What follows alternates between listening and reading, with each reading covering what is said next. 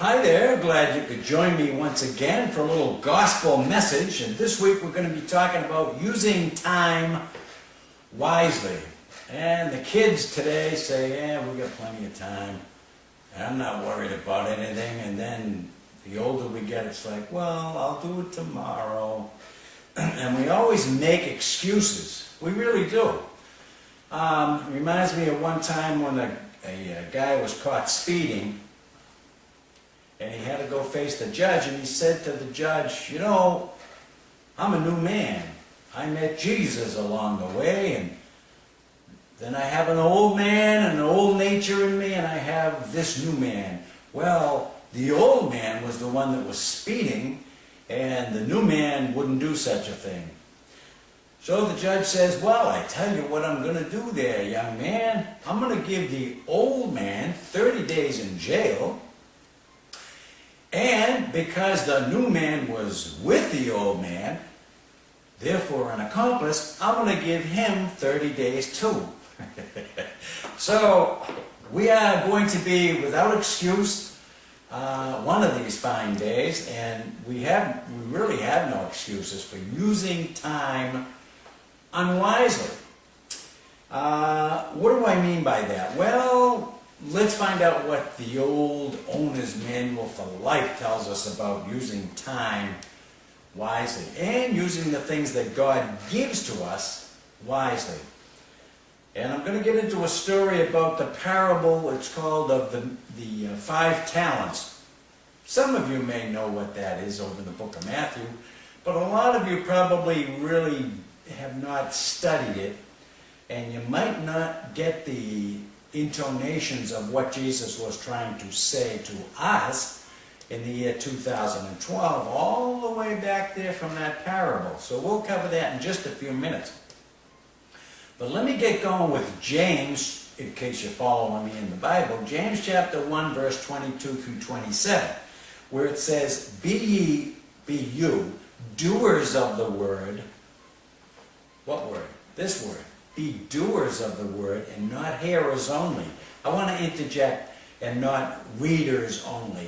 In other words, people go to church. This is the habit, that the use of time, the excuses that we make. Well, I went to church Sunday morning, and I listened to the preacher, and he delivered a great sermon. It was a great sermon. So then that was it. I went home, played golf, whatever I did, and next Sunday I'll go back to church. And therefore, I'm a hearer of the word. But what did I do with the word? What did I do with the word that I got into? If I do, which I probably don't. What have I done with the reading of the word and the hearing of the word? Nothing. Therefore, you are a hearer of the word and not a doer. Get it? That's why James, in this case, this James was the brother of Jesus, half-brother really. So he knew Jesus. He knew him as a kid. He knew him growing up. And he was still an apostle and a writer. And even after Jesus' death and resurrection, James is still, because of the resurrection, still out there pushing, trying to tell us, look, this is what Jesus wants you to know. Don't just be a hearer of the word, be a doer only. Why? Because there's an awful lot of good things that can come your way if you become a doer and not just a lazy hearer of the word only. James 1:22 through 27 also says it's sort of like a man or a woman who goes up to a big mirror. I have one right over there in my lobby. Of course, I'm in the studio down the hall. Yeah, that's it. But if I was out in the main home, in the lobby, I have a big giant mirror right there near the front door.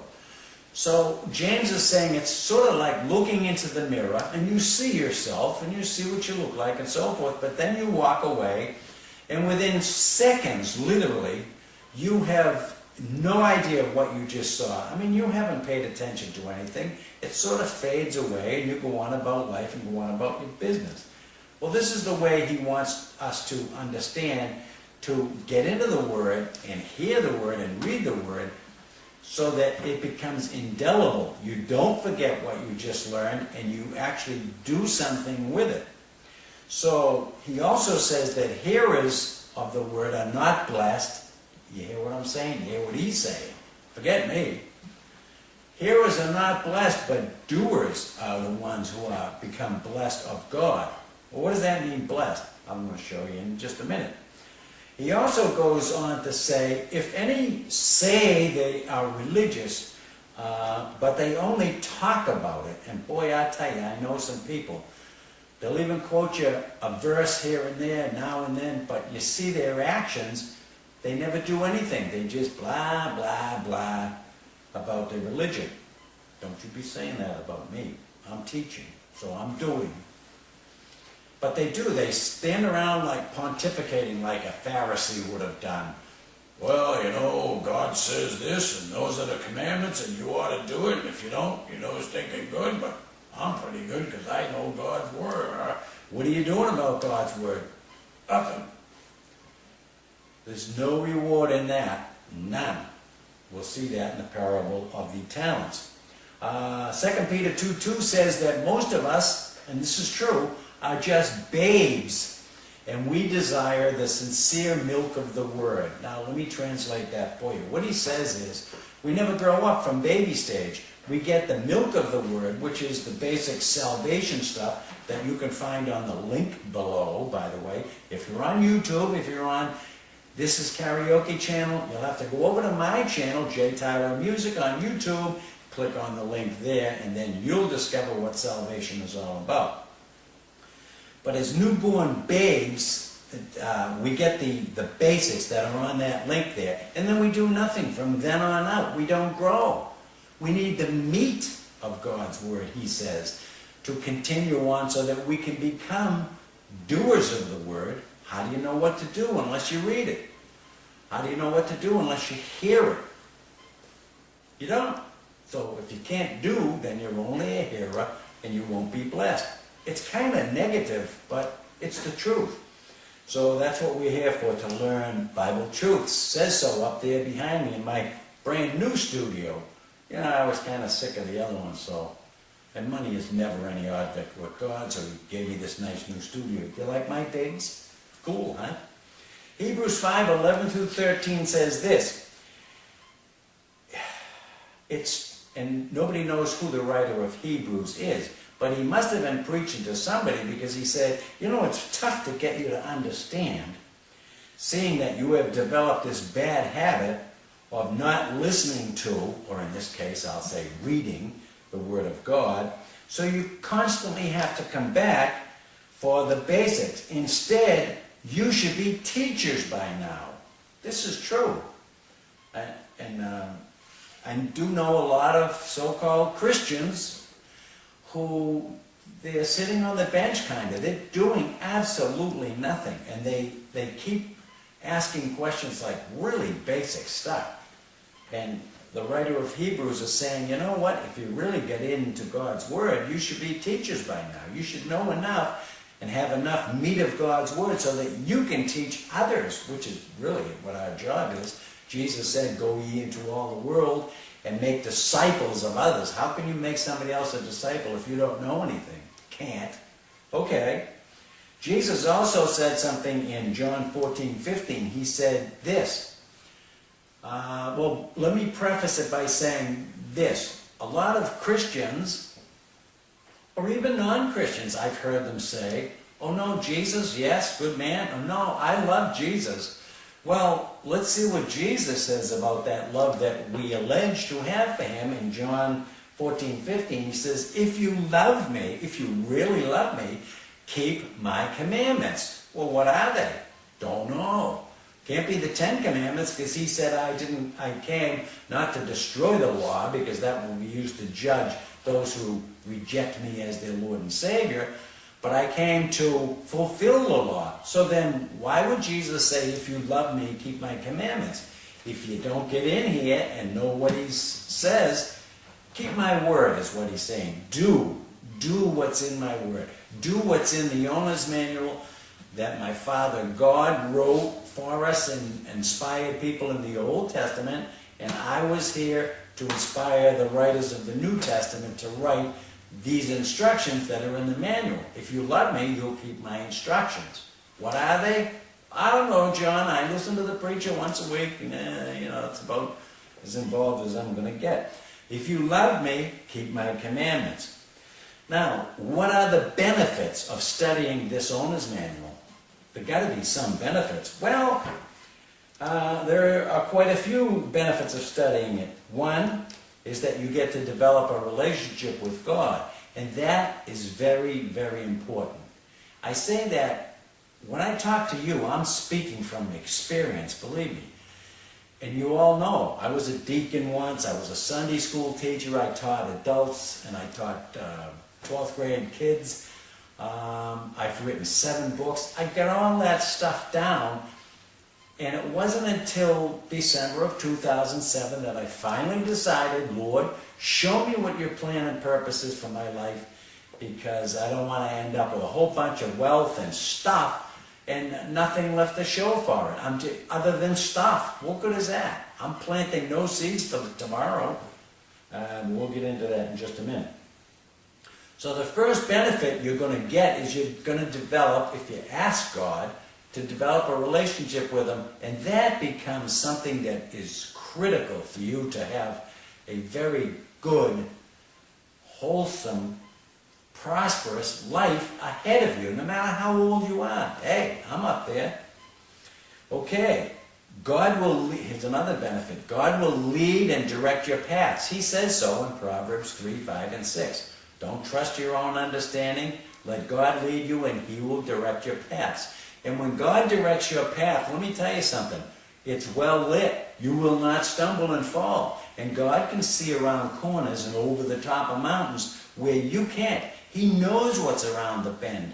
Wouldn't you rather have a tour guide leading you who already has been there, who already has seen the future, who already knows where you're heading, and who's directing where you're heading, versus stumbling along in life, that's what I call it, stumbling along a darkened pathway, trying to, do a little good here and do a little good there, but you're doing it all on your own. You're wasting your time and you're wasting your life. And that's what we're talking about today, is using time wisely.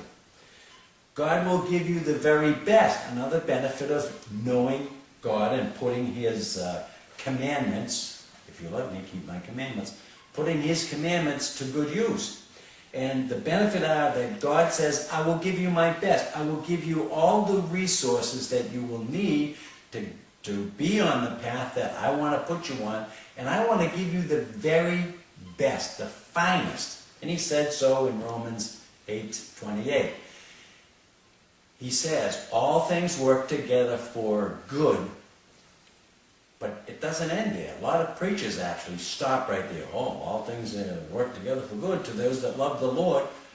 They end it right there. But it goes on to say, and who are called according to His purpose. But if you don't ask God, what is your plan and purpose for my life, you're never going to know. You're never going to be on that pathway. You're going to be a hearer only and not a doer. You're not going to use your time wisely and get a full benefit out of time and the resources that God's going to put into your possession so that you can do what He would like to have you do, which is always the best plan. It's always the best plan. I'm living it. I'm telling you, it's the best plan. And most of you know, I had everything. The millions of dollars, the fine homes, and blah, blah, blah. Stop. Was I thrilled and happy with it? No. In fact, most of the time you're worried about, how can I get a bigger car? Somebody's going to sue me. And by the way, they do when you got a ton of money. They want what you got, so they're going to come after you. It's just no fun.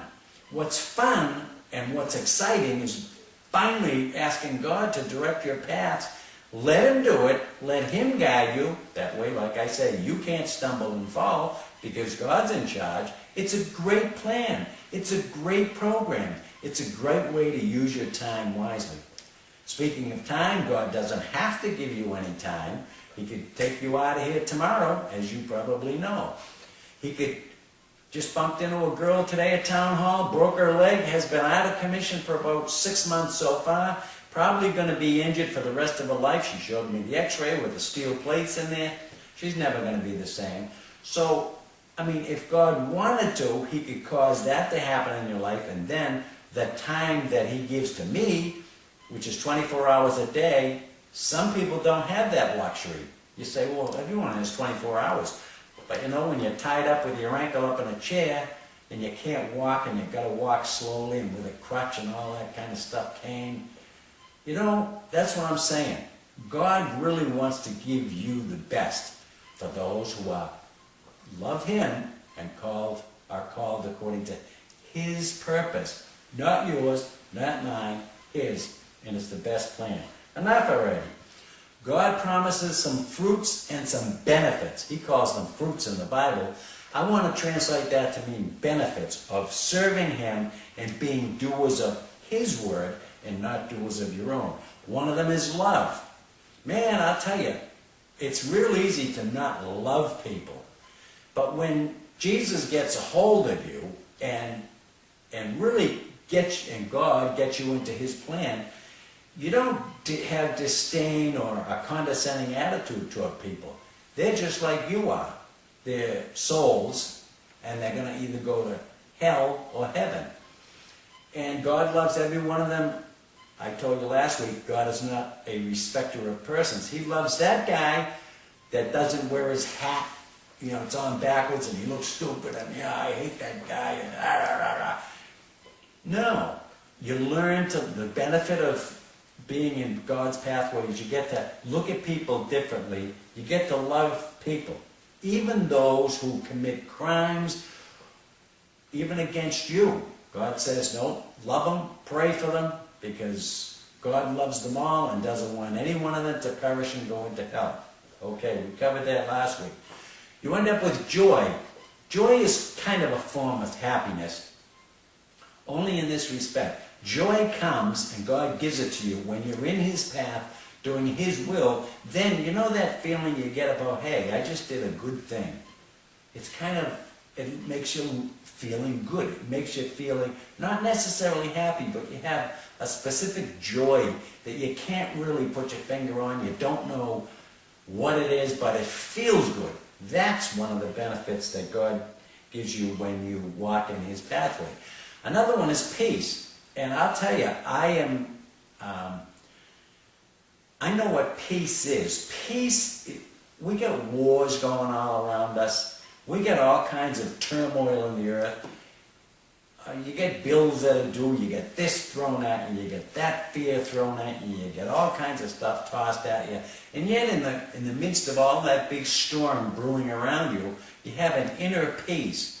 That's a gift from God when you're in his plan and doing his purpose and his plan for your life. It's a benefit. Another benefit, which is one that it took me years to learn, is patience. Who among us has patience? Probably not many. But you learn to be patient, you wait upon the Lord. Remember, if you choose to let him direct and guide your paths, he's leading it. Therefore, I don't worry about tomorrow. I never think about tomorrow because the Bible tells me, take no thought for tomorrow, only deal with today. We've covered that in previous messages as well. So I only have to concern myself with today. And if I know God's leading me, then I have peace and I also have patience. If what I want doesn't come today, then it might come tomorrow. But I don't worry about tomorrow, so like I said before, I sleep like a baby at night. And I have learned patience, kindness, goodness, faithfulness, gentleness, and self-control. Who wouldn't want all of those? Matthew 6:33 gives us one hint. Seek ye first the kingdom of God, which means go seek out God. Seek ye first. That means first thing each day, because you're only supposed to live for today, one day at a time. Seek ye first the kingdom of God, and God will add all these other things to you that you need for the day. All the resources, he'll give you the time you need to finish your job. Let me just say quickly that I don't start my day without going into the Bible or my prayers or my daily devotional things, because when I have done that since December of 2007, I notice that my day goes horribly wrong. I accomplish nothing. So I don't care if you have a job, I don't care if you're the administrator of Colgate Palmolive. It makes no difference. If you seek out the Lord first and spend that half hour in the morning with Him, then the rest of your day is going to go really well. Let Him lead and guide your pathway. Like I say, it's well lit. You have clear direction for the day, as I do, and I know exactly what I'm going to be doing. So it's great. Matthew 6:33. Seek Him out first, and all the other stuff that you need for the day will be added unto you. Matthew 25:14 through 30 says this.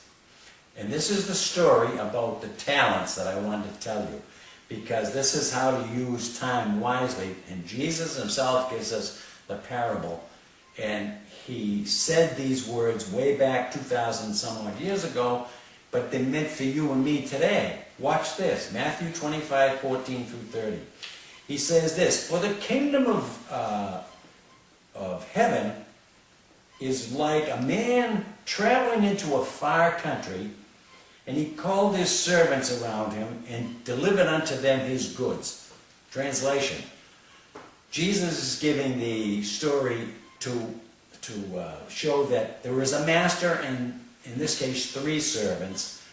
But in our case, if we're servants or followers of Christ, then He is still the master. So what He says is, there is a man who is going to travel into a far country. In his case, the master is gone to heaven. But He's leaving these men and us gifts in the form of talents. Now, the gifts He leaves us is salvation. That's the first gift He gives you. And without that, you can't go any further. So if you take that first gift and do nothing with it and bury it, then guess what? You're not saved. You're never going to do anything at all with the Lord or God in your life, and you're going to become as useless as the 3rd servant, which we'll talk about in a minute. So He says, the master, Jesus is saying, I'm leaving, I'm going to heaven, but I'm going to leave you with some of my stuff. Again, last week I told you that God owns everything, and He's willing to give you some of it so that you can perform and do His plan and purpose in your life. So to the first man, He gave him 5 talents. In this case, we're talking, let's call it money. He gave him $5,000, let's just say. To the second man, He gave $2,000. To the third man, He gave $1,000.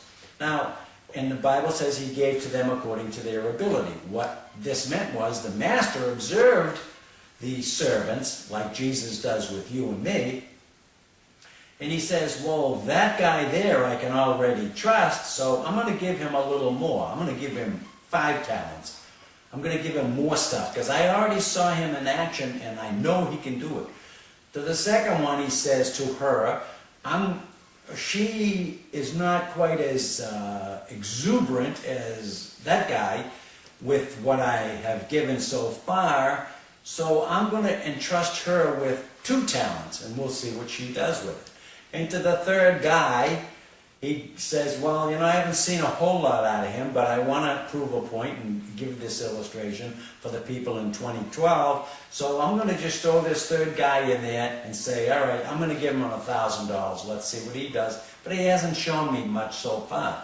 He may be saying that about you. Can He trust you with what He's given you so far? I don't know. Only you can answer that. So the story goes like this. The guy he says, but I will return, and there will be a day of reckoning, and I will see what you have done with that which I gave you. Jesus says the same thing to us, and this is why He has the story. I am going to return, and with me I'm bringing my rewards to see what you have done with what I've given you, and then I will either reward you or I will take away some of the rewards that you would have received. I'll cover that in a verse in a minute. But the first guy says, well, Master, you gave me 5 talents. You gave me all these wonderful gifts from salvation, which was the first gift. I accepted it. You are my master. Okay. Then I took from you the gift that you gave me, and I multiplied it, and I went out and did so many great things with it. See, the talent that He also gave him was the time to do it. He gave him the ability, which is the gift, like the gift that He gave me to sing here on YouTube. And whatever your gift is, I don't know. You know it, and if you don't have one, as soon as you step on that pathway with God, He will give you a gift. And I never thought mine would be singing. Like I said before, I thought it would be writing books. But it's singing, apparently, so I'm in it. I'm in it to win it. But in any event, so he gave all of them the time to go and invest what he gives them. He gave them the brains to go and do, that's the other gift or talent, to go and invest that time, talent, and money into his work. And the guy came back and said, I doubled it. That's what I did with the gifts you gave me. I went out and used all those talents, and I doubled the money you gave me. I doubled the investment for you. And the master said to him, well done, thou good and faithful servant. What I'm going to do now, because I can entrust you with this much, I'm going to give you much more and make you ruler over much. I didn't make this stuff up, folks. It's in Matthew 25, 14 through 30. The woman who I'm throwing in the woman because it was really a guy, but I want to keep everything not gender specific for these illustrations because there's some ladies in the audience. So to the second one, who was a woman, and in my story at least, she came up and said to the master, you've given me 2 talents and I've doubled those 2. And he said to her, well done, thou good and faithful servant. Because I could trust you with that. It wasn't as much as he got, but you showed me and demonstrated that the little I just gave you, the 2 talents, you doubled it. Therefore, I'm going to make you ruler over many more things. I'm going to give you so much more that you can go and invest into my kingdom. You get what he's saying to you and to me? I do. Then the third one. Let's talk about that third guy, because there's where the whole crux of this parable lies. The one that received the single talent said, well, Lord, I knew that you were a hard man, and I know that you didn't plant things, you just went away to a far country and you expected us to do stuff with your investments that you gave me, but I was afraid of you, so I didn't do anything with the gift. I did nothing. And that would start from the first gift, by the way, salvation, because God won't give you any other gifts to go use for his kingdom unless you already know his son. So therefore, he refused the first gift. He didn't refuse it. He did nothing with it. He buried it in the ground. So he says, I was also afraid. I didn't want to do anything, so I hid it. I didn't do anything with it. I buried it. And because of that, the master said to him, you wicked and lazy servant. I gave you the gift and you did nothing with it, from salvation through to the talents that he gave him. You knew that I was leaving, and I entrusted you with those gifts to use for my benefit. And by the way, a side benefit of doing my benefit, doing things that benefit my kingdom, is I'm going to give you, like I just showed that woman and that guy, I'm going to give them more to do. I'm going to give them more resources to use because I can trust them. But you lazy, wicked servant, no, you didn't do anything with my gift. So the least you could have done was put it out into usury, go get a little bit of interest on it, but you did nothing with it. And he says to the people over on the side, according to Matthew 25, take that talent that he has, take the gifts that I gave him, and go give it to the one that invested it the most. You get the drift here? He's going to take your talent away. He's going to take your gift away.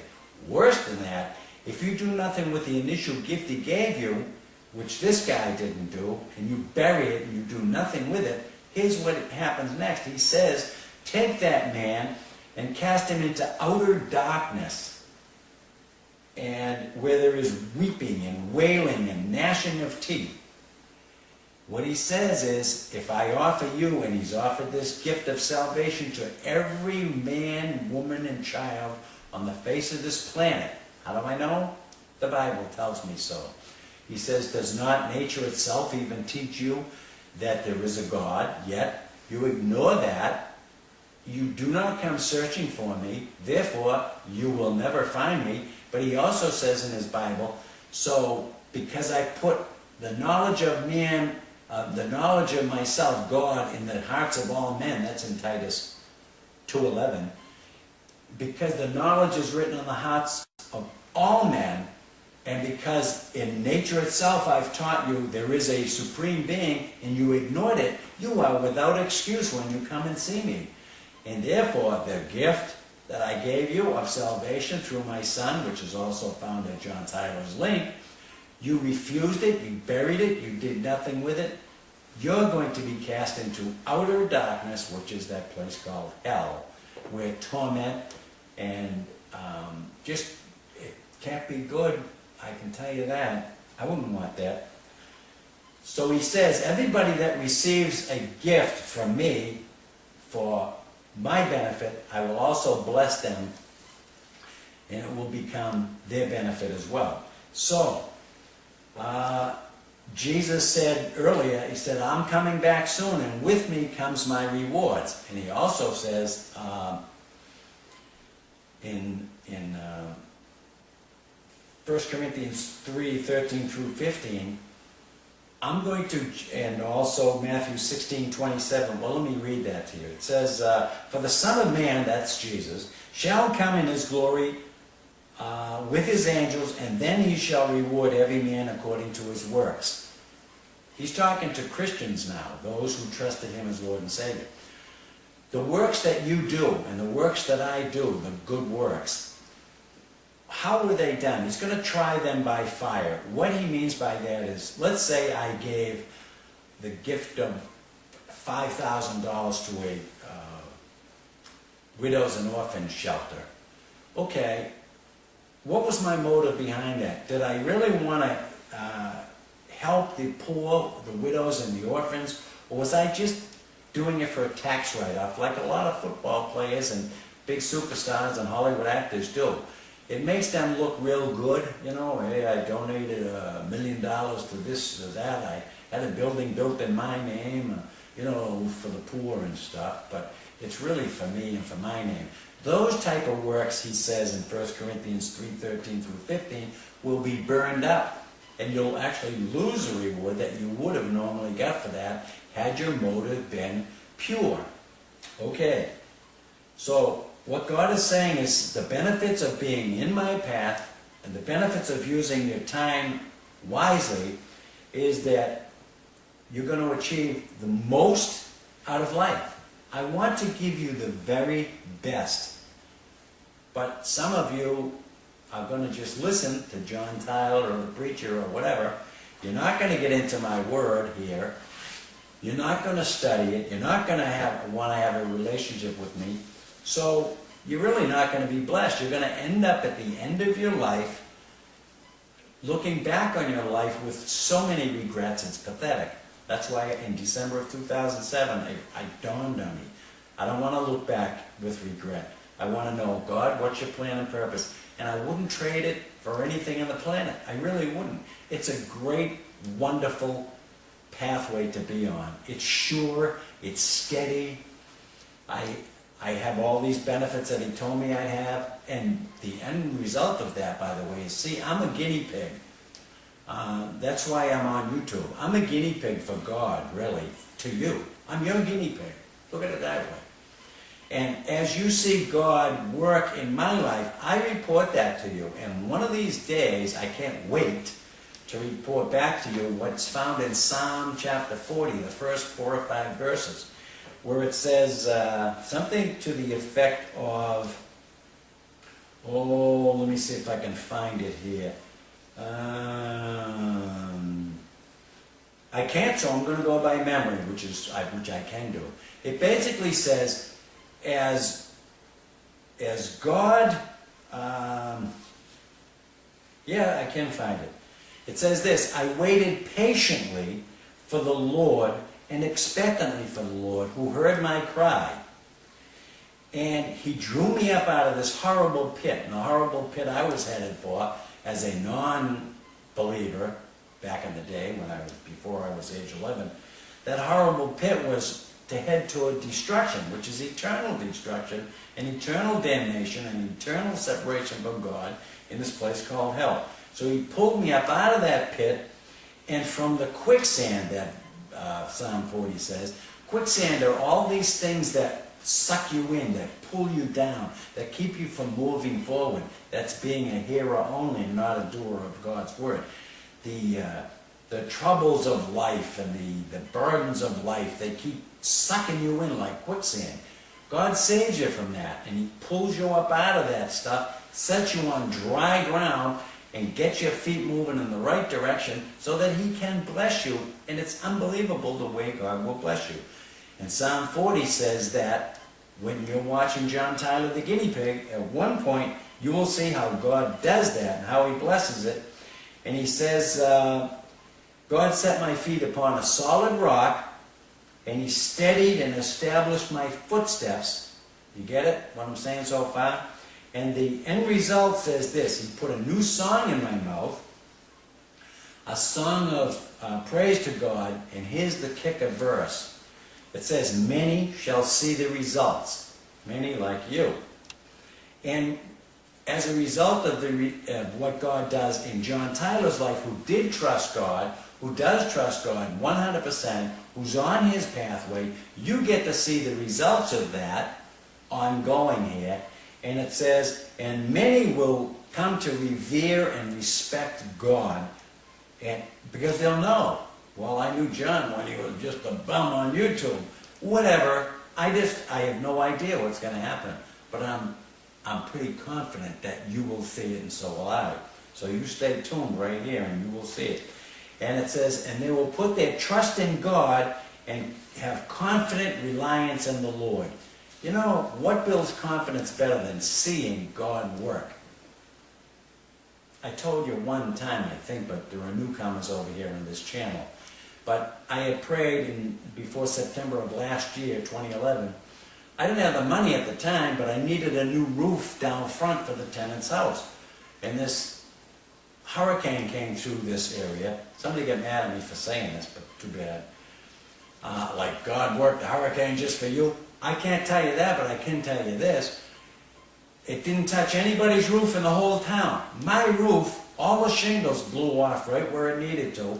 And the insurance company came down a month later, replaced the roof with a brand spanking new one. Didn't cost me a nickel. You tell me that that isn't a confidence builder?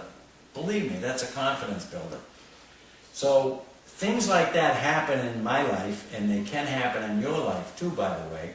And people will see God work in your life, and Psalm 40 kicks in. They will see that. They will have more confidence in God, more respect, and will revere God for who he is and what he promises in his word, again, the owner's manual for life, that he will do. And he wants to do a lot of stuff that's good stuff. Now, Independence Day, and I'm quitting now, Independence Day, July 4th, is coming up quickly. And it's called Independence Day, meaning freedom. And our soldiers died to give us freedom, but who among us are really, truly free? I mean, we've got turmoil going on in the world. They're trying to take our rights away, our constitutional rights, so you kind of feel like, uh-oh, another shoe's going to drop and I don't like it. You have all these extraneous situations happening around you. Do you really feel free? Well, I want to read something to you. And it says in John 8:36, it says, when you get to know the Son, which is Jesus, it says, so if the Son makes you free, you are free indeed. And he's talking about an internal freedom. And I'm free as a bird. I'm so happy about it. I'm happy to be on God's path. I want to tell you that so that you can think about it and see if you might want to ask God to show you his plan and purpose for your life and to direct your paths and lead you and guide you so that you cannot and will not stumble or fall. My direction is clear. That's all I can tell you. I'm not sure yours is. Maybe you just exist day to day.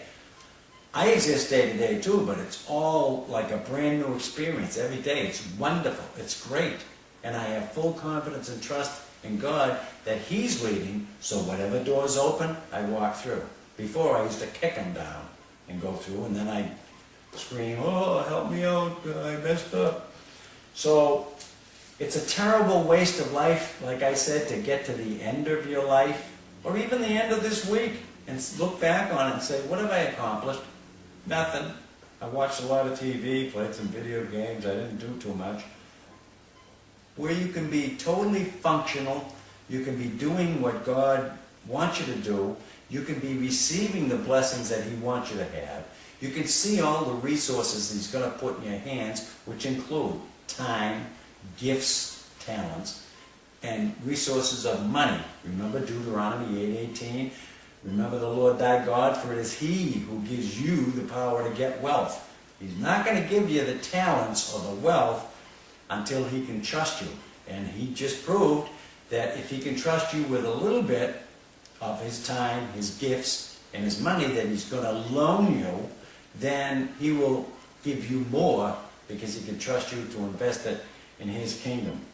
Why settle for anything less than God's best? That's where I'm going to leave you with that thought. Why settle? Why not use your time wisely? Spend it every morning with the Lord for a half hour or so. Get in His Word. Do your prayer thing. Do a devotional. Watch Charles Stanley, intouch.org. That's what I do anyway. And it gets you going for the day. And then let God lead you for the day and direct your paths. It'll be so much better. And I even actually find time to sing songs here on YouTube and do videos, which God gave me the gift to do because I had no brains at all to do this stuff before even 6 months ago. So it's a learning thing, it's a daily thing like I say, and every day it gets exciting. You can have the same thing. All you have to do is start out right, and I would suggest clicking on that link if you hadn't. And then if you have, and if you already profess to be a Christian, and according to the Bible, a Christian that really, a religious person that really is a blabber, and you talk about Bible verses and stuff, but you don't do anything that's in it, your religion is vain, according to God, not me. So do something about it. Be you a doer of the word and not a hearer only. And hear this, I'll see you next Saturday. Why? Because I know God will have me back here delivering another message, and I'll have fun doing it. So I'll see you then. Enjoy the songs this week. Take care.